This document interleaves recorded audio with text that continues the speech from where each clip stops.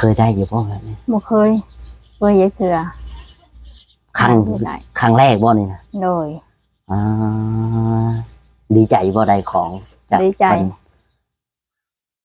สิได้นอนที่นอนเนาะโดยอยากนอนอยู่บ่ที่นอนนอนโดยของไผนี่จะฮู้จักบ่บ่จักแหละของยาพื้นหนึ่งหรือของน้องอ้อยพื้นหนึ่งโดยอย่าไปขายเลยไปอยู่ไปขายเงินที่สิปูนอนไปขายค่อยให้บ่ได้ขายเถื่อ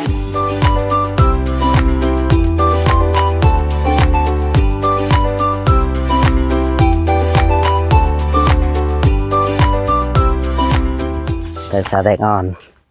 มันก็ได้เอาศาสตร์เอาเครื่องเอาของเพิ่นไปพี่น้องเอามาถ่ายให้พ่อแม่พี่น้องเบิ่งเนาะตอนเฮือนสาแดงอ่อนจะได้ก็เป็นกำลังใจให้พี่น้อง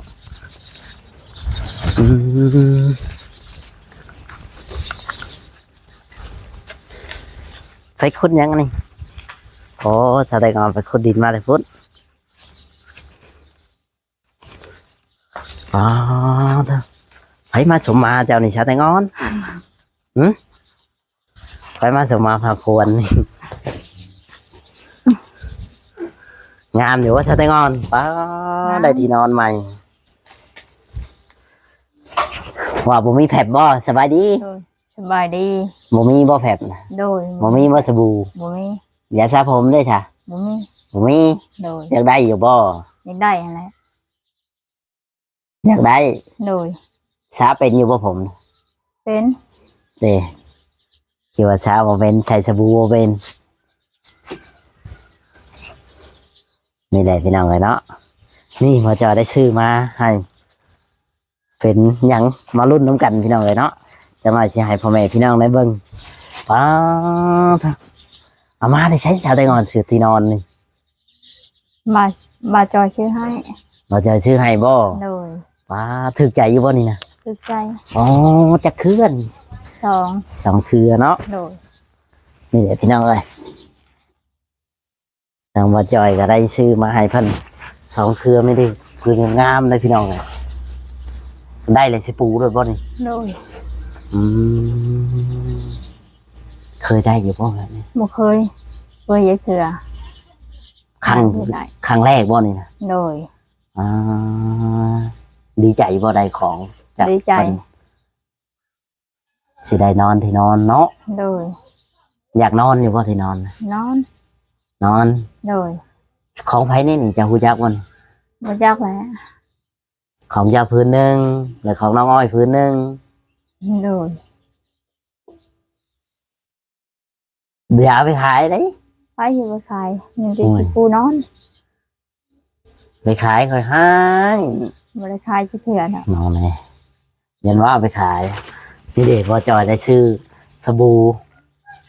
แพ็คหนึ่งพี่น้องกาโนแก้วเอาบ่เอายาชาผมพี่น้องขวดปกใหญ่หนึ่งใส่จากมือนี่ลายแล้วฮะจากมือลายมืออะไรลายมือเป็นเดือน2 เดือนเท่านั้นแล้วก็แพ็คพี่น้องได้ชื่อให้ผมจากพ่อพี่น้องเนาะได้ชื่อให้สาวแตงอ่อนจะได้ให้เพิ่นเอาสาวแตงอ่อนแล้วของเจ้าของฝากดีใจบ่ดีใจสิได้บ่เคยช้าจะเถื่อบ่หรือว่าเคยช้าอยู่แต่ช้าน้ำไผ่เถื่อเพื่อนไม่เท่าอ๋อไปเอาน้ำเพื่อนไม่เท่าโดยสมมติว่าเพิ่นบ่มีได้จ้ะเพิ่นบ่มีก็บ่ได้ช้าแหละบ่ได้ช้าโดยสบู่ก็เฮาก็ใช้ทีละก้อนเอามันหมดอย่างเปิดอีกโดยจะซื้อมาให้ที่นอนด้วยกันยาสิปูพื้นใดก็แล้วแต่เจ้าเลยซื้อมาต้องนอนเลยโดยนอนบ่แม่นซื้อมาแล้วบ่เอาไปขายนี่ค่อยหายบ่ขายจะเทื่อเจ้าว่าพื้นนึงเท่าไหร่ฮู้จักอยู่บ่บ่จักบ่เคยซื้อจะเทื่อ200,000 2 พื้นมันเท่าไหร่400,000ตะกี้มัน2 พื้น200,000กว่าแล้วนะ แต่รถ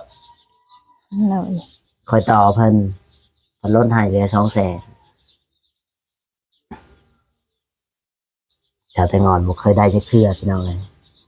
ตอนนั้นก็เก็บกวาดเด้อเฮือนชาญให้มันแปลนมันสะอาดสะอ้านถ้วยบวงเก็บไว้เป็นที่เป็นทาง เลย อย่างคือกัน ดินนะฮะก็ต้องมาถมให้มันสูงก่อน อันนี้ก็ทมแล้วแต่เช้าบัดลงบัดข้าวไปสุกพื้นรอนี่รอไม่เท่า เลยเดี๋ยวสิให้สาวไต้งอนเก็บสังกะสีนะไปพุ่น โดยเพื่อไว้ที่เก็บเอาไปอยู่เห็นคนเอาอะไรไปไว้ในชั่วโมงตูบแล้ว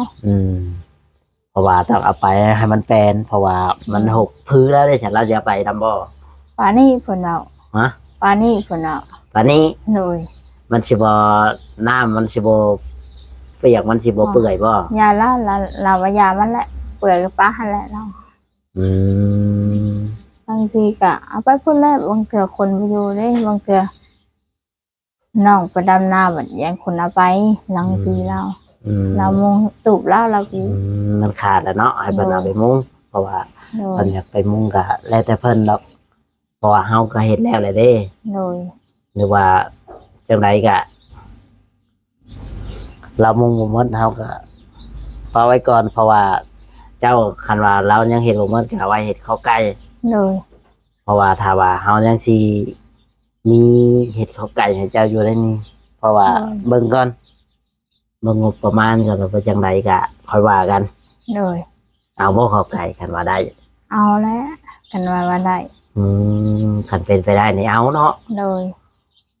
เจ้าสิเลี้ยงไก่จักโตน่ะ ไม่ลายกันเลี้ยงลายแล้วอันนี้ ม น้องจับมาให้หาแต่ได้ช่องโตคนจับมาให้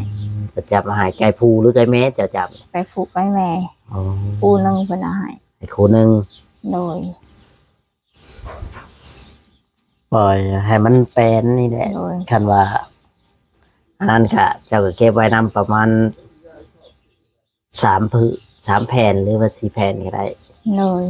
เพื่อว่าไว้เห็ดข้าวไก่เลยเพื่ออันนั้นเพื่อว่ามีแนวเห็ด โดย นะวันข้างหน้าเขาก็บ่แน่ใจเนาะเขาก็ยังบ่เว้าไปแต่นั้นนะอาจจะเลือกเอาตัวใดแล้วก็มามัดไว้แล้วก็มาไว้ในเฮือนเจ้าก็ได้เพื่อว่าสิได้เห็ดนะ โดย มันอาจสิมีโอกาส ในวันนั้น แต่ว่าไม่ต่อกะตัวใดมันน่าจะเก็บไว้ตัวใดมันบดีกะคือว่าพากระตาที่เจ้าเลือกไปนี่ก็ฮักไว้ดังไพ่ก็ได้ โดย ไม่ใหญ่เพิ่นบอก โดย ให้เจ้าไว้ดังไพ่ให้ชาวไทยงอนอ้อยไพ่อย่างชั้นอย่างซี่ โดย สิว่าพากระตานะเจ้าไปทีมใช่เลย ย้อนแหละ อ๋อ หอยอยู่ดิเจ้านี่ก็ดังไฟก็หักเอานั่นแล้วมาดังจ้ะ เจ้าก็ฮักตัดคือคอยบอกเจ้าตอนนั้นตัดชั้นๆแล้วก็อยากจะกระชอบพระราชฮุบมาใช่แต่เล็กแต่น้อย โดย เฮ็ดได้บ่วันนี้ว่างอยู่ ได้ได้ ได้บ่ โด แต่ว่าย เฮ็ดบ่ได้ ได้แล้วมื้อนี้บัดว่างมึงเถื่อมื้อหมู่ชวนไปนะหมู่ นั่นแหละ บ่ได้มาบ่ได้เข้ามาอยู่บ่บัดนี้ เขาอยู่แต่ว่าเมื่อใดจะอยู่พอแล้ว โดยอันนั้นแหละบอกว่ายันว่าเข้ามาแล้วยังบ่ครบ เราเห็นหยังแบบเพราะว่าเมื่อใจก็มาจัดการงานตอนนี้เสร็จแล้วก็สิให้เจ้าและเจ้าจะไปเฮ็ดเวียกก็เฮ็ดบ่ได้ว่าหยังดอกแต่ว่า โดย เฮาก็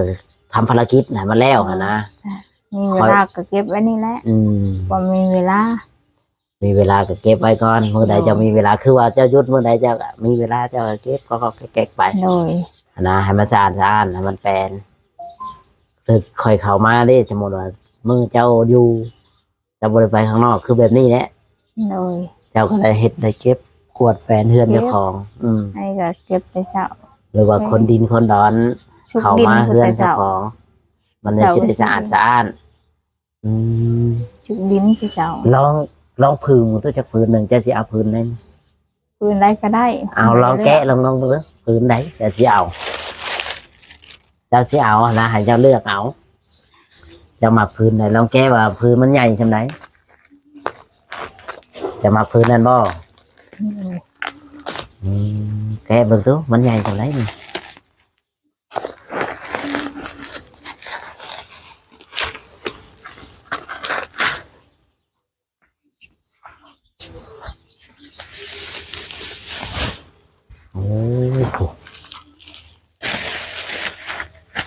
ถึงนอน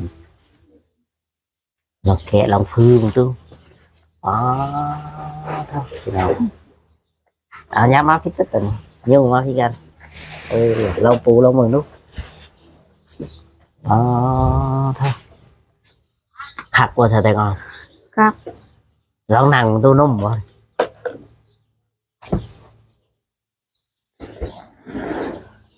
เป็นอะไรนอนขัดกับบ่ ครับนมอยู่ นุ่มอยู่ดิพับไว้ฉันนุ่มพับเป็นอยู่บ่ล่ะพับบ่เป็นแล้วบ่ได้น้ำหมูแล้วเอาพับได้แล้ววันนี้เอา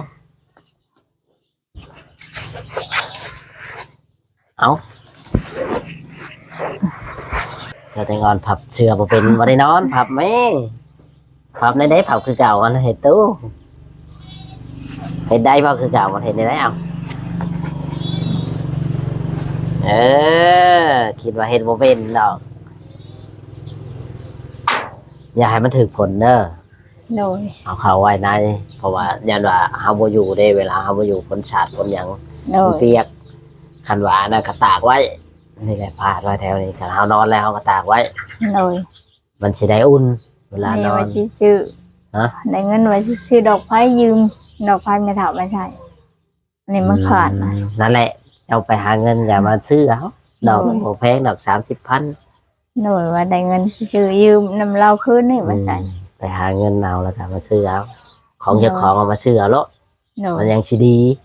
ใช้ของเฮามันก็ดีตัวเนาะ โดย เขาอย่ามาได้ยืมเพิ่นโอ้สาวแตงอ่อนได้ที่นอนใหม่คิดพันเนี่ยบ่ว่าจะได้ที่นอน มันคือ บ่คือ โดยว่าชื่อว่าได้จำนี้ อืมได้ที่นอนใหม่เลยยิ้มอย่างเดียวสาวแตงอ่อนแผบสบู่นะก็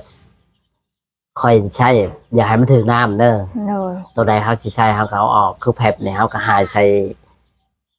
คือมีกระตุกน้ำเปล่าเขาก็หายไว้บ่ให้มันเปียกอะนะถ้ามันเปียกหลายมันก็สิเป็นน้ำมันก็สิอันนั้น โดย เป็นบ่หายใช่ เป็น เอาไว้น้ำใส่อันนั้นน้ำหนนะ โดย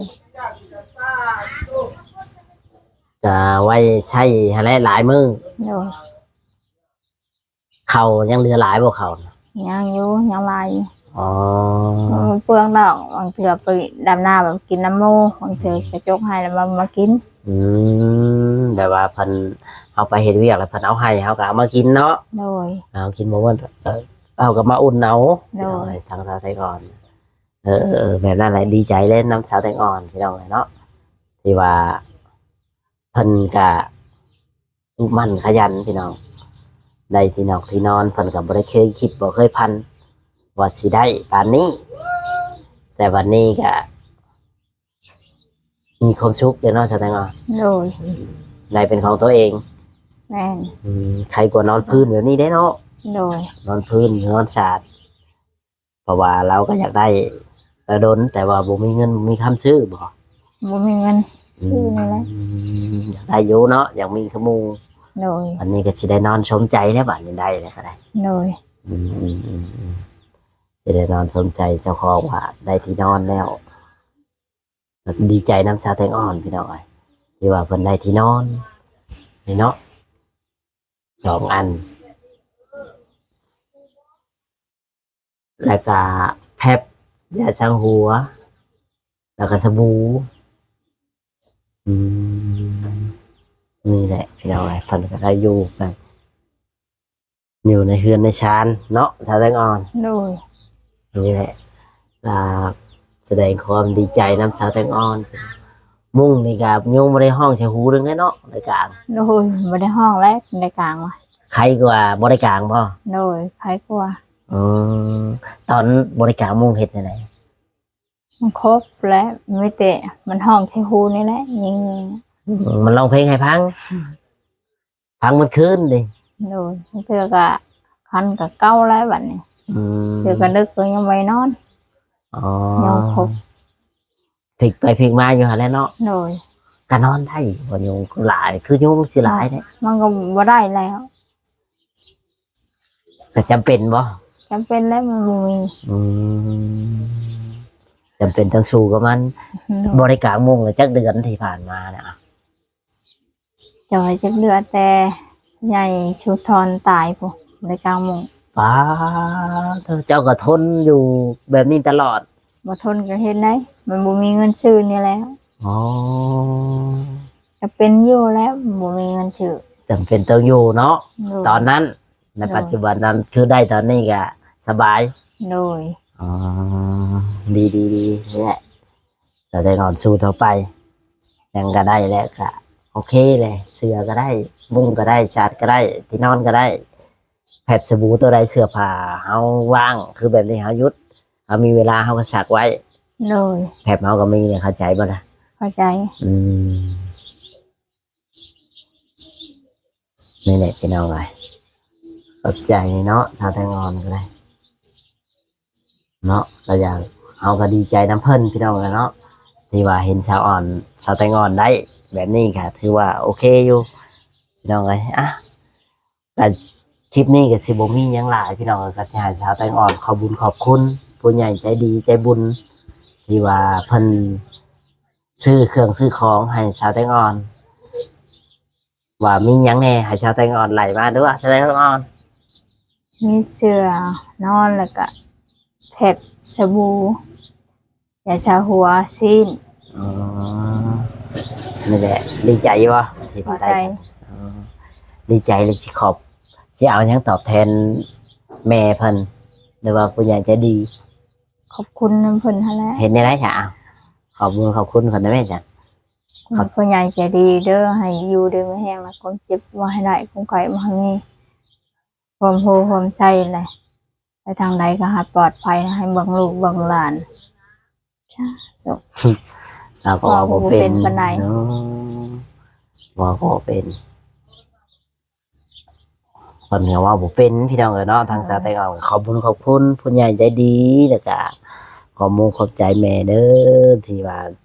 ซื้อเครื่องซื้อของให้สาวแตงอ่อนในมื้อนี้เนาะที่ว่าให้บ่จอยเป็นสะพานบุญให้บ่จอยแม่เพิ่นที่ไว้วางใจบ่จอยให้บ่จอยเป็นสะพานบุญให้ทางสาวแตงอ่อนเนาะพี่น้องก็ขอบคุณขอบคุณทั้งแม่ฮักอยู่ทางต่างประเทศพี่น้องจังไดก็ให้เพิ่นอยู่ดีมีแฮงความเจ็บอย่าจะได้ความไข้อย่าสุมีเด้อแม่เด้อขอให้มีแต่ความสุขความเจริญเนาะหน้าที่การงานแต่ใดก็ให้ราบรื่น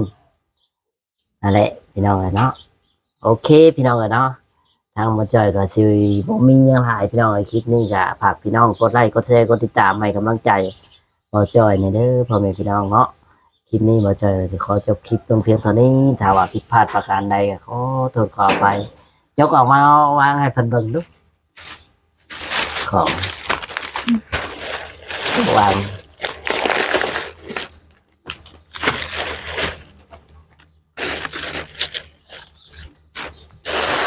นี่แหละพี่น้องเนาะเราได้ดีใจโอเคพี่น้องเนาะ